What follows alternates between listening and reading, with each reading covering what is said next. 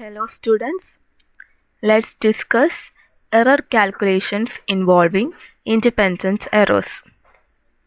So in the last session we have discussed combining errors, that is error of a sum or a difference, error of a product or a quotient.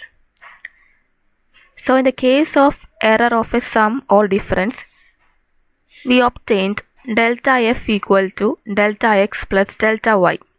That is, the total error in f equal to the error in x plus the error in y. That is, delta f equal to delta x plus delta y. But here we have to estimate delta f equal to square root of delta x the whole square plus delta y the whole square. This is due to the reason that if x and y are two independent quantities, the error in x is just likely to cancel with error in y. അതായത് നമ്മൾ some അല്ലെങ്കിൽ difference കാണുന്ന സമയത്ത് delta F എന്നുള്ളത് delta X plus delta Y എന്ന് എഴുതുമ്പോൾ ഇവിടെ എക്സിലുള്ള error വൈയിലുള്ള എററായിട്ട് cancel ചെയ്ത് പോകാനുള്ള ചാൻസ് ഉണ്ട്. അങ്ങനെ ക്യാൻസൽ ചെയ്ത് പോയാൽ നമ്മൾക്ക് ഡെൽറ്റ എഫ് എന്നുള്ളത് 0 ആയിട്ട് കിട്ടും. പക്ഷേ അത് കറക്റ്റ് അല്ല. സോ അങ്ങനെ വരാതിരിക്കാനായി നമ്മൾ ഡെൽറ്റ എഫ് എഴുതുന്നത് ഇങ്ങനെയാണ്: delta F equal to square root of delta X the whole square plus delta Y the whole square. That is, we can conclude that for sum and differences, the mean absolute error in the final result is the square root of the sum of the squares of the mean absolute error of the original quantities. So നമ്മൾ delta F എന്നുള്ളത് delta X plus delta Y എന്ന് എഴുതിയത് നമ്മൾ delta F മാറ്റി എഴുതി, which is equal to the square root of the sum of the squares of mean absolute errors of the original quantities. അതുപോലെ തന്നെ നമ്മൾക്ക് പ്രൊഡക്റ്റിലും കോഷ്യൻറ്റിലും എഴുതാം. The relative error in the final result is the square root of the sum of the squares of the relative errors in the original quantities. അതായത് നമ്മൾ ആദ്യം എഴുതിയത് delta F by F equal to delta X by X plus delta Y by Y എന്നായിരുന്നു. അത് മാറ്റി നമ്മൾ എഴുതുകയാണ് delta F by F equal to square root of delta X by X the whole square plus delta Y by Y the whole square. That is, we have return the relative error in the final result as the square root of the sum of the squares of the relative errors in the original quantities, which is equation 12. Okay. Next topic is rejection of spurious results. അതായത് നമ്മൾ ചിലപ്പോൾ experiment conduct ചെയ്യുന്ന സമയത്ത് കുറച്ച് data points മാത്രം മറ്റു data പോയിൻറ്റ്സിൽ നിന്നും കുറച്ച് വ്യത്യാസം ഉണ്ടാവാറുണ്ട്. This can happen due to several reasons like the changed conditions during the experiment. So ഇങ്ങനെ ചേഞ്ച് വരാനുള്ള കാരണങ്ങൾ എന്ന് വെച്ചാൽ ആ എക്സ്പെരിമെൻ്റ് കണ്ടക്ട് ചെയ്യുമ്പോഴുള്ള കണ്ടീഷനിൽ വ്യത്യാസം കൊണ്ടാവാം. സോ അങ്ങനെയുള്ള സന്ദർഭങ്ങളിൽ നമ്മൾ ആ പർട്ടിക്കുലർ വാല്യൂ റിജക്റ്റ് ചെയ്യണം.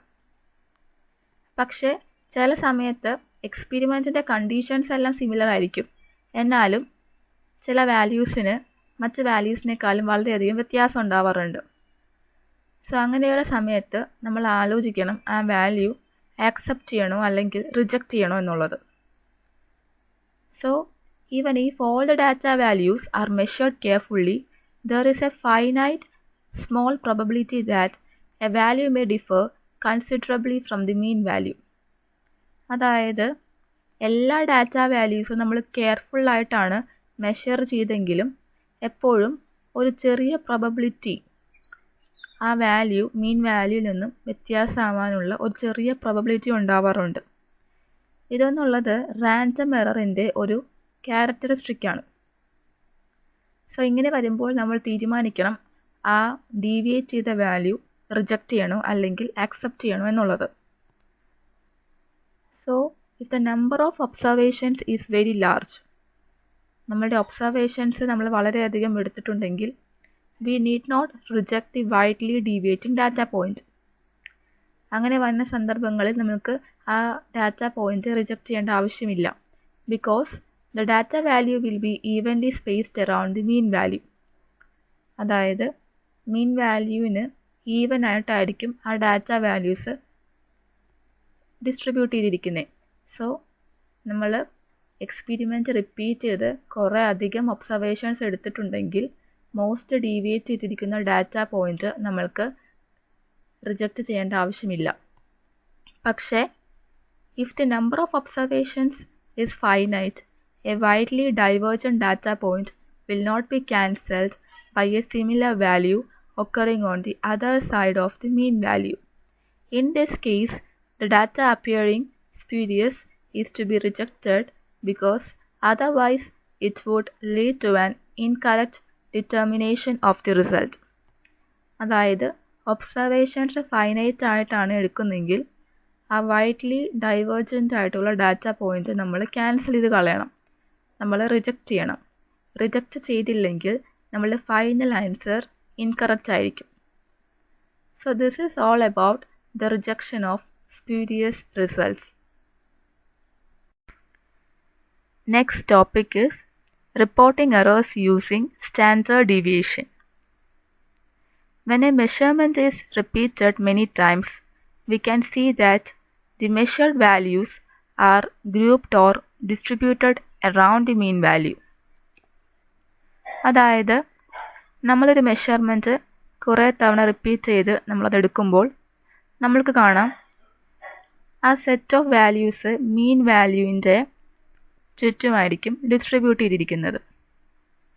This distribution can be described using the quantities mean and the standard deviation of the data. The standard deviation gives the spread or deviation of the measured values about the mean value. അതായത് standard deviation നമ്മൾക്ക് തരുന്നത് measure ചെയ്ത value മീൻ വാല്യൂവിൽ നിന്നും എത്രമാത്രം deviate ചെയ്തു എന്നുള്ളതാണ്. The standard deviation is defined as the square root of the mean of the squares of the deviations from the mean. That is xi minus x bar. അതാണ് മീൻ വാല്യൂവിൽ നിന്നുള്ള deviation. X bar ആണ് mean value. xi എന്നുള്ളത് ith ട്രയലിലുള്ള value ആണ് xi. So xi minus X bar എന്നുള്ളത് മീൻ വാല്യൂവിൽ നിന്നുള്ള deviation. So നമ്മൾ അതിൻ്റെ square എടുത്തിട്ട് മീൻ എടുത്തു. So n is the number of measurements. So 1/n എടുക്കുക എന്ന് പറയുന്നത് നമ്മളിവിടെ xi minus X bar the whole square, ആ വാല്യൂ ഡിവൈഡഡ് ബൈ n എന്ന് പറയുന്നത് it is the mean. Then we take the square root, the whole raised to 1/2. That is the standard deviation. So standard deviation is defined as the square root of the mean of the squares of the deviation from the mean value. Okay. Here the n is the number of measurements, xi is the value obtained in the ith trial, and the square of the standard deviation is called the variance. അതായത് sigma square. Standard deviation denote ചെയ്യുന്നത് sigma ആയിട്ടാണ്.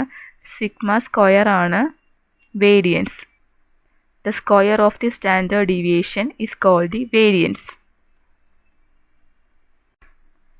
Four a very large set of measurements of a value subjected to random error, the distribution of measurements is symmetrically distributed about the mean value, and the situation is usually described by a Gaussian or normal distribution.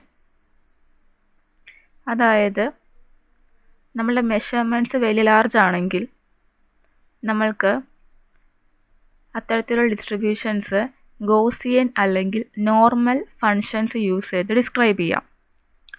Four a very large set of measurement subjected to random error, The distribution of measurements is symmetrically distributed about the mean value, and we can describe by the Gaussian or normal distribution. So Gaussian function ആണ് ഇവിടെ തന്നിരിക്കുന്നത്. p of x equal to 1 by square root of 2 pi sigma square exponential minus x minus x bar the whole square by 2 sigma square. So ഇവിടെ പറഞ്ഞിരിക്കുന്നത് നമ്മളുടെ measurements very large ആണെങ്കിൽ, അതുപോലെ നമ്മുടെ distributions മീൻ വാല്യൂവിന് across ആയിട്ടാണ് സ്പ്രെഡ് ഉള്ളെങ്കിൽ നമ്മൾക്കത് Gaussian function വെച്ച് ഡിസ്ക്രൈബ് ചെയ്യാം. ഗോസിയൻ ഫംഗ്ഷൻ ആണ് p of x equal to 1 by square root of 2 pi sigma square exponential minus x minus x bar the whole square by 2 sigma square. Here the x minus x bar is the deviation of the data point from the mean, which can be positive or negative, and we know that sigma is the standard deviation. So the distribution is bell shape. നമുക്ക് ഈ ഫിഗറിൽ കാണാം distribution എന്നുള്ളത് bell shape ആണ്. ഈ നടുക്ക് വരുന്ന dotted ലൈനിൻ്റെ അവിടുത്തെ വാല്യൂ ആണ് x bar, which is a mean value. So x ബാറിൻ്റെ അക്രോസ് ആയിട്ട് ഈവൻലി സിമെട്രിക് ആയിട്ടാണ് ഡിസ്ട്രിബ്യൂട്ട് ചെയ്തിരിക്കുന്നത്. Okay, the standard deviation is in fact related to the full width at half maximum of the function. The smaller the value of sigma, the narrower will be the spread of the distribution. അതായത് sigma standard deviation ചെറുതാണെങ്കിൽ, അതായത് deviations ചെറുതാണെങ്കിൽ നമുക്കറിയാം മീൻ വാല്യൂവിൻ്റെ spread എന്ന് പറയുന്നത് വളരെ ചെറുതായിരിക്കും. So the graph or the curve will be narrower. The smaller the value of sigma, the narrower will be the spread of the distribution. And if it is large, അതായത് standard deviation വളരെ അധികമാണെങ്കിൽ ഇവിടെ മീൻ വാല്യൂവിന് across ആയിട്ടുള്ള സ്പ്രെഡും increase ചെയ്യും. Okay, so ഇവിടെ തന്നിരിക്കുന്നത് അത് തന്നെയാണ്. മീൻ വാല്യൂവിന് across ആയിട്ട് വാല്യൂസ് ഡീവിയേറ്റ് ചെയ്ത് പോവുകയാണെങ്കിൽ നമ്മളുടെ കർവും അതുപോലെ തന്നെ വിഡ്ത്ത് ഇൻക്രീസ് ചെയ്യും. നേരെ മറിച്ച് മീൻ വാല്യൂവിന് അക്രോസ് ആയിട്ട് പോയിൻറ്റ്സ് ഡിസ്ട്രിബ്യൂട്ട് ചെയ്തിരിക്കുകയാണ്, അതായത് ഡീവിയേഷൻസ് വളരെ ചെറുതാണെങ്കിൽ നമ്മളുടെ കർവും അതുപോലെ തന്നെ നാരോ ആയിരിക്കും. Okay, so I hope you all understand today's lecture, and thank you for listening.